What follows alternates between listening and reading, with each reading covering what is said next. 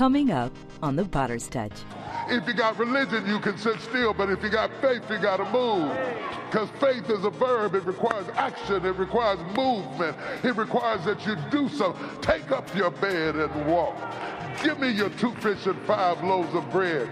Go borrow some vessel. Faith requires that you take action.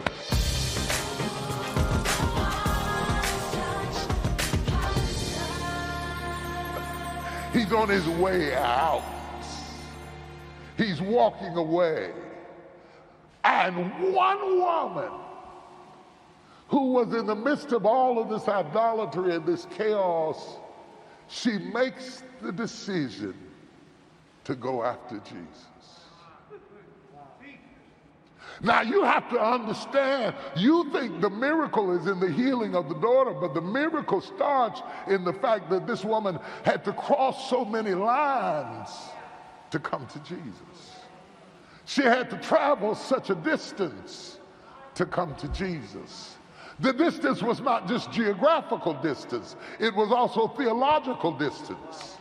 She comes from a polytheistic society that has not even heard of Jehovah. And here this woman comes across all of her theological upbringing. She being a Canaanite woman, having lived in a Phoenician city, she is alienated from the commonwealth of Israel. She is not raised in the traditions of the Hebrews. She is not taught in Judaism. She is not exposed to the Torah. I don't know how she heard about Jesus, but while he was knocking on the door in Tyre and Sidon, she must have got whiff of his glory and a whiff of his grace. The Bible said, oh, taste and see that the Lord is good. And she must have got a little taste of something.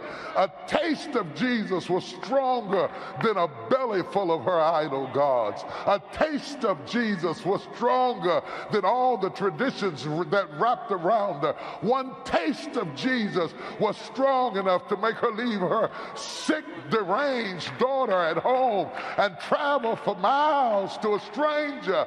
And she's a Gentile woman, and she's a polytheistic woman, and she is a woman of ill repute as it relates to understanding the sanctity of God, and yet she traveled to where he was. Most of the time we see Jesus, he is coming to us. But some of the greatest miracles in the Bible occur when we come to him. Think about the woman at the well. Jesus was not headed in her direction, but she came where he was. And I want to say to you tonight that are watching online and you that are studying with me, come a little closer. That God is not promising that he's always going to knock on your door. That in order to get the kind of breakthrough that you need, you may have to move to get it. You may have to travel to get it. You may have to walk to get it. You may have to be alone to get it. You may have to walk away from trouble to get it. The woman looks a little irresponsible because her daughter is grievously vexed with the devil. And as far as we know, she left her home alone. But she knew if she got to Jesus, it would be worth it. And sometimes you have to look a little irresponsible to get what you're out to get from God. But she traveled the distance just to get to Jesus. Oh, I don't know who I'm talking to, but I'm talking to somebody that sometimes you got to put some work in it. Sometimes you have to travel to get it. Sometimes you have to go out of your way to get it. Sometimes you have to cross the line to get it. Step over your traditions. Step over what you heard. Step over what you've been taught, because faith will cross the line. Now don't ask God for faith if you're not going to move.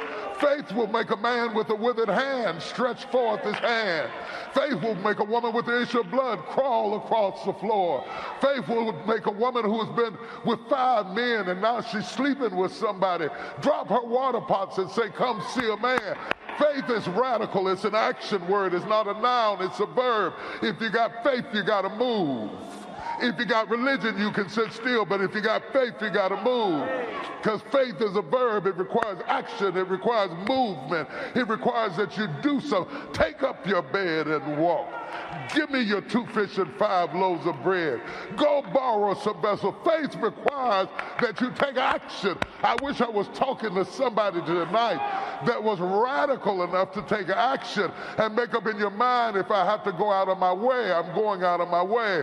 If I have to be ridiculed, if I have to be gossiped about, if my neighbors are talking about me because I left my daughter at home, I know what I'm doing because I sense something in this Jesus that I can't let him get away until I've had a personal experience with him. He brushed by my neighborhood, but I'm not satisfied to get close to him and not have an encounter with him, and I'm going where he is, even though the law says that I shouldn't come near him. So not only did she step over her religion, she stepped over his, because according to the Torah, she shouldn't have had no dealings with Jesus being a Jew. The Samaritan woman teaches you that. Your people and my people have no dealings. Even the Torah said that she was exempt from being a part of the commonwealth of Israel. And when she comes to where Jesus is, he told her, Yeah. I don't have no dealings with you. I have no dealings with you. Go on back. See, if you are easily discouraged, you will never get what you want from God. Because anybody else would have taken Jesus' word for it and left and say, well, he insulted me, I'm not going. He said, I am not sent but to the lost sheep of the house of Israel. In other words, you are exempt from being eligible to receive what you asked me for. It's not that I'm exempt from being able. I'm able, but you're not eligible. That's what Jesus was saying. I am not sent but to the lost sheep of the house of Israel. And then she calls him Lord. She called him Lord. But he hadn't been to her. But the fact that she called him Lord stands up in the face of all the traditions of her background. The fact that she called him Lord meant that she had a revelation that he was more than a good man, that he was more than a prophet, that he was Adonai. She called him Lord. And when she said Lord, that is acknowledging who he is. When she said help me, that is acknowledging who she is. She has put him in his proper perspective. I know you got the power. And I know I got the problem. See, some people have trouble admitting that God has the power. And then there's another group of people that have trouble admitting that they have a problem. But this woman was not neither. She was not too arrogant to admit that she needed some help. You have to be humble enough to say, help me. And you have to be discerning enough to call him Lord. She knew who he was, and she knew who she was. In front of all of these spectators who didn't even want her around. For the Bible says that the disciples said, she crieth after us, send her away. She never said nothing to them. These minions that surrounded Jesus were just in the way. They were just in the way of what God was about to do. And most of the people that surround the man of God are just in the way. There's so much protocol and routine and ritual, they're just in the way. And little men always like to exercise big power so they can feel important. The reality is they didn't have nothing to do with it. The reality is she didn't walk that far to see them. The reality is even if she did come to see them, they probably couldn't help her. But she said, she crieth after us. Because when you hang around power, it is elusive enough to make you think that it's yours when it's not. It's like standing beside somebody who can sing can make you think you can sing when you can't.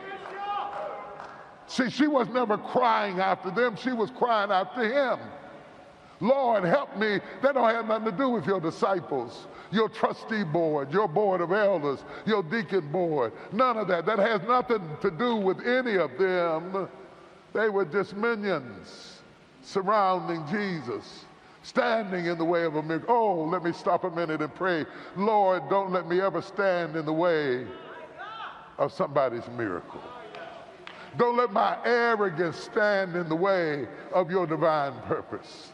Don't let my need to be acknowledged stand in the way of somebody getting a breakthrough. Somebody's got a sick little girl that needs a breakthrough. And don't let my pride become so puffed up that I can easily send away what I couldn't heal anyway.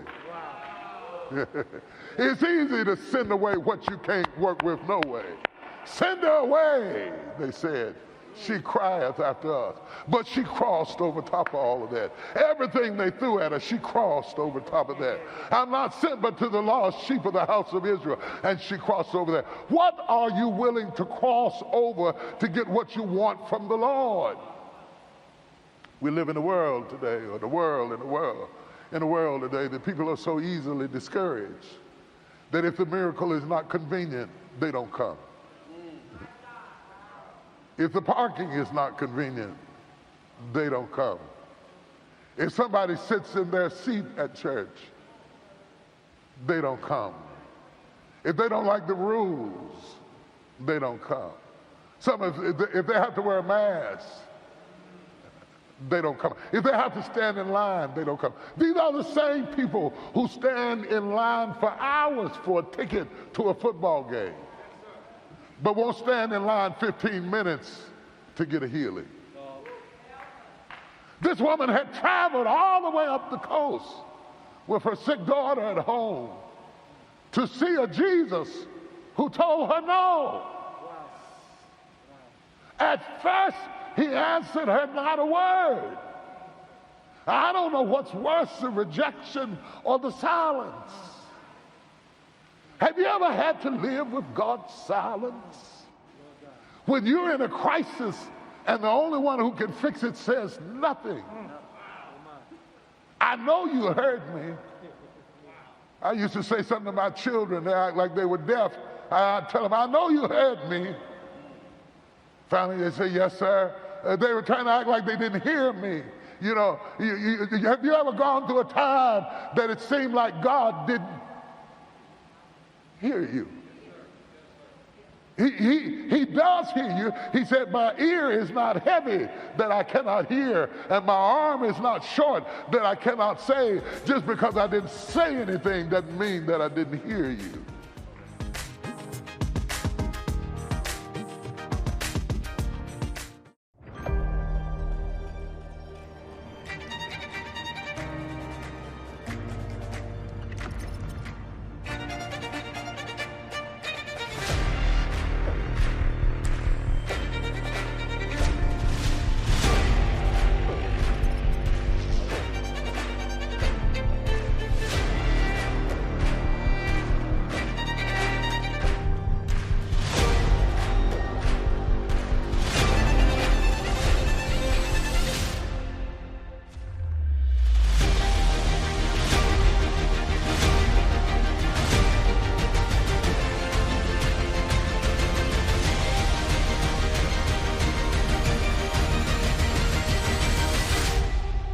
Change is hard, but we can do it. We can change lives.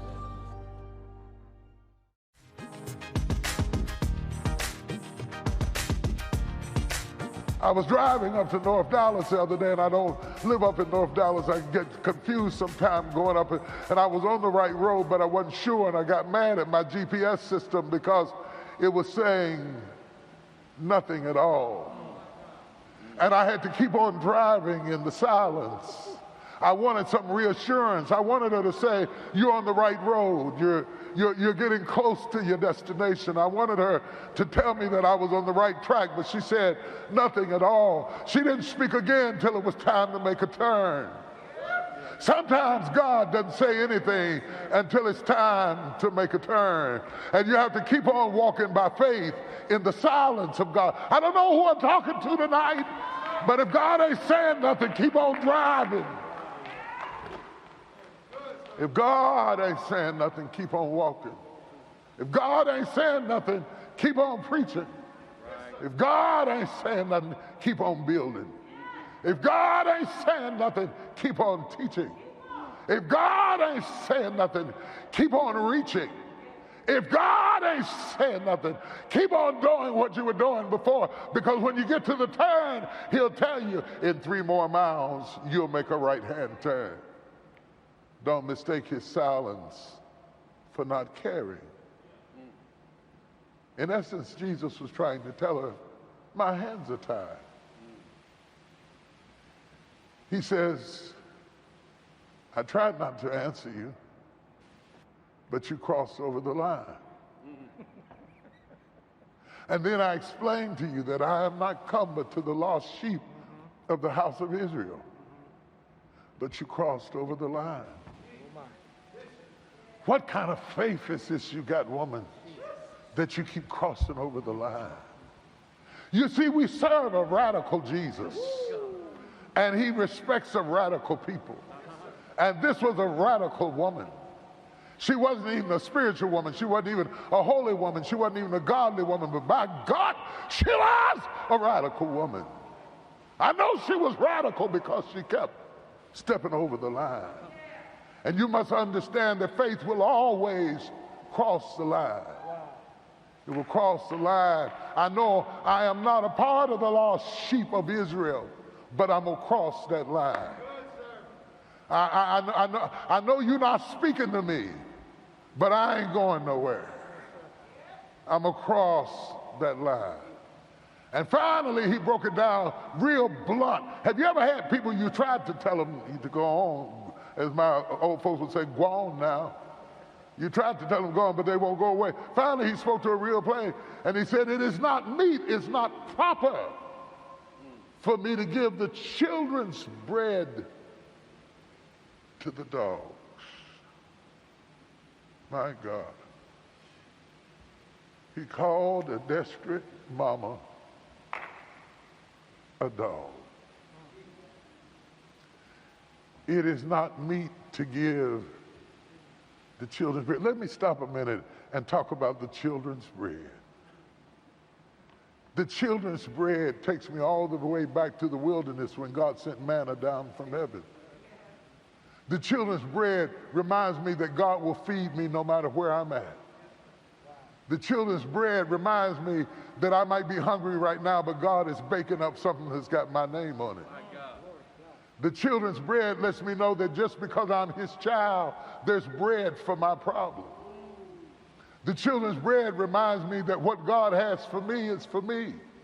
And Jesus said, it's not that I don't have some bread, but it's reserved. Have you ever gone in a restaurant and you walked up to a table and there was a little sign that said reserved on it? I want to tell somebody that's watching me right now that God has a blessing that's reserved for you. It's got your name on it. It's reserved for you. It's the children's bread. Healing is the children's bread. Deliverance is the children's bread. Power is the children's bread. Favor is the children's bread. Deliverance is the children. Hope is the children. Oh, do you hear what I'm saying? Are you a child of the King? Oh, I love those old songs. I'm a child of the King. Comes with rights and comes with privileges, comes with bread. Comes with bread. Like barbecued ribs at a hole in the wall, it comes with bread. Like hot bologna in a cast iron skillet, it comes with bread. The salvation that we have comes with bread. And Jesus calls it the children's bread. He said, it is not meet to give the children's bread to the dogs. She didn't say she was hungry. She didn't say she wanted something to eat. But Jesus calls healing bread. Oh my God, do you hear what I'm saying? Jesus calls healing bread. Have some bread. Our Father which art in heaven, hallowed be thy name. Thy kingdom come. Thy will be done on earth as it is in heaven. Give us this day. Give us this day. That's what I'm looking for. Give us this day our daily bread. Have some bread. Are you going through something and you call it, you need a healing and God calls it bread? You need a financial breakthrough and God calls it bread. You need a word of direction and God calls it bread. Would you have some bread? Have you ever been sitting down at the table and the bread was on the table but it wasn't near you? And you had to say to somebody, pass the bread. Yeah. When I see you getting blessed, it makes me want to say, pass the bread. Because I know if he's God enough to give you bread, he's God enough to give me bread. And I'm not going to hate on you because you got some bread because it's on my table too. I just need you to pass the bread. God calls healing the children's bread. That's why you got to be careful who you hang around. Because you can't be hanging around a table full of folk that have no bread. I don't care how rich they are. I don't care how influential they are. Just because they got money don't mean they got bread. You got to surround yourself with people that have what you need, because what you need when you need it is bread. What you need when you need it is bread. Whatever it is you've been praying about is bread. And the Lord wanted you to know, I got the bread. The question is, are you eligible for the bread? And the law stood up in his face and said, no, this woman is not eligible for the bread. She is coming from the coast of Tyre and Sidon, where you have left and turned your back. But she chased you. Is there anybody out there prepared to chase God? Is there anybody out there prepared to go where he is? To get out of your way and say, I won't let you go till you bless my soul. I don't care if it takes all night. I'm going to stand right here till you do something for me. I'm going to stand right here till you restore my joy. I'm going to stand right here till you restore my peace. I'm going to stand right here until you give me my house back. I'm going to stand right here until you give me my daughter back. I'm going to stand right here till I get my business back. I feel a spirit of restoration in this place tonight. I said, I feel a spirit of restoration tonight. Whatever trouble is going on in your house, get ready for it to be restored tonight. Whatever's been on your heart, get ready for God to restore it tonight. Whatever's been on your mind, get ready for God to restore it tonight. I smelled bread in the room tonight. My God, somebody pass me some butter, because I smelled bread in the house tonight. Whatever the devil's been starving you from love, and starving you from peace, and starving you from favor, whatever he's been starving you from, my God's got the bread tonight. My God's got the bread tonight. If you can step over your traditions, over your religion, over your region, over your territory, over his silence, and yes, over his objections. This woman said, yeah, Lord, I'm a dog. She understood that the dog term meant not something that walks on all fours, but without a covenant. I have no covenant with you. You don't have to do this for me. She said, but even the dogs can eat the crumbs that fall from their master's table.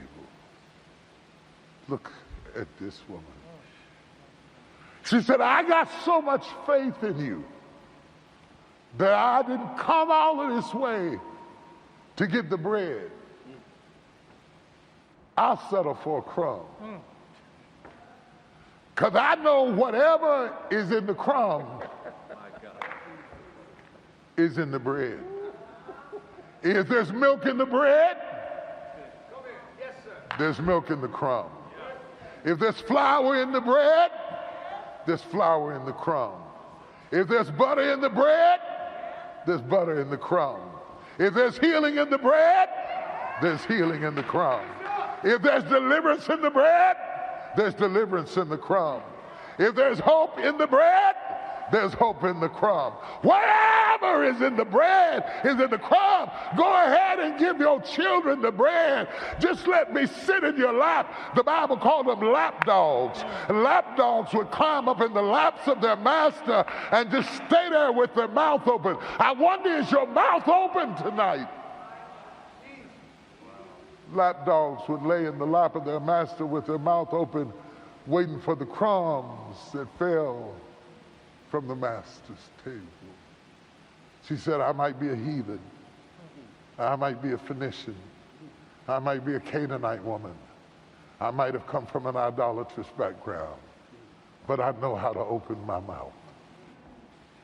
Do you know how to open your mouth? Most people don't know how to open their mouth to receive what God has for them.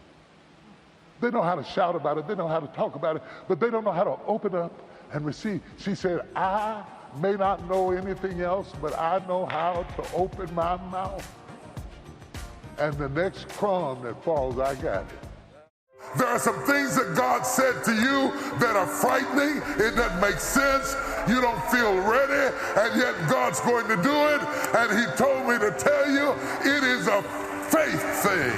Block out the noise and focus on faith. For your gift of any amount, you'll receive the Rise and Shine set, which includes 15 double-sided cards to provide you with 30 days of scripture and inspiration. You'll also receive a mirror cling to remind you to be bold every day. For your gift of $90 or more, celebrate the Easter season with this wooden cross decor piece that declares death has no power over me, in addition to the Rise and Shine cards and mirror cling. For your gift of $150 or more, you'll also receive the Arise Shine Micro Fleece Blanket featuring Isaiah chapter 60 verse 1, along with everything else you see here. You can't stop me. It's a faith thing. Walk in God's promises every day. Call or click today. Your future is in flux. Time is ticking away. Chronos. Always counting down. Always moving with moments and decisions that are out of our control. But then there's knowing the when. Kairos. The awareness of opportunity. The intuition of knowing when. The timing is right. When should you start? When should you take a risk? When will you step up? When will you become the leader, the advocate, the collaborator? When will you seize your moment to act, to change, to inspire? Because time waits for no one. And in this dance with time, remember, timing is everything. The International Leadership Summit. Register today at thisisils.org. Feel free to reach out to us on social media and share your story of how God is impacting your life. We look forward to seeing you next time on The Potter's Touch.